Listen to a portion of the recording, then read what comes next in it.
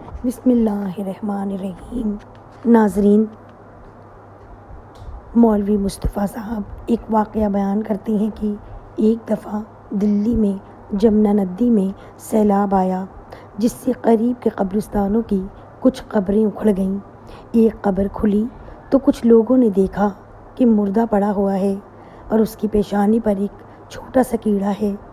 وہ جب ڈنگ مارتا ہے تو پوری لاش لرز جاتی ہے، تھرا جاتی ہے اور اس کا رنگ بدل جاتا ہے۔ تھوڑی دیر بعد جب وہ لاش اپنی اصلی کیفیت پر آ جاتی ہے تو وہ پھر ڈنگ مارتا ہے اور لاش کی پھر وہی کیفیت ہو جاتی ہے۔ سب دیکھ رہے ہیں اور حیران ہیں۔ ہم اس قبر کو بند کرنا چاہتے تھے مگر اس کیڑے کی وجہ سے ڈر گئے اور کوئی قریب جانے کی ہمت نہ کر سکا۔ ایک دھوبی جمنا کے گھاٹ پر آیا ہوا تھا، اس سے دیکھا نہیں گیا۔ اس نے ایک کنکری اس کو ماری تو وہ کیڑا اچھلا اور اس دھوبی کی پیشانی پر آ کر ڈنگ مارا اور پھر وہیں جا کر بیٹھ گیا۔ وہ دھوبی چلانے لگا اور تڑپنے لگا۔ اس سے کسی نے پوچھا تجھے کیا ہوا؟ تو اس نے کہا کہ سنو، مجھے ایسی تکلیف ہے کہ مجھے نہ صرف ایک بچھو اور ایک سانپ نے کاٹا ہے، نہ صرف آگ کا کوئی شعلہ میرے بدن پر رکھ دیا گیا ہے، بلکہ مجھے ایسی تکلیف ہے کہ میرے بدن کے ایک ایک عضو میں بلکہ ایک ایک رونگٹے اور بال میں گویا ہزاروں لاکھوں بچھو اور آگ کی چنگاریاں بھر دی گئی ہوں۔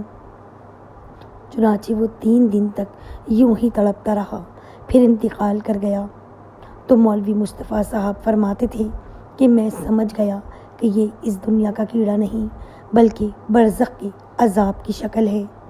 میں نے سوچا کہ صاحب قبر کے لیے دوسرا علاج ہے۔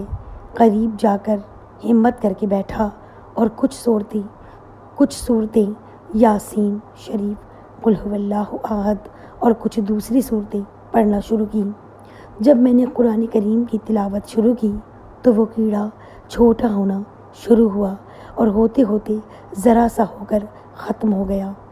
جب ختم ہو گیا تو ہم لوگ بہت خوش ہوئے کہ اللہ تعالیٰ نے اس کو عذاب سے نجات دی۔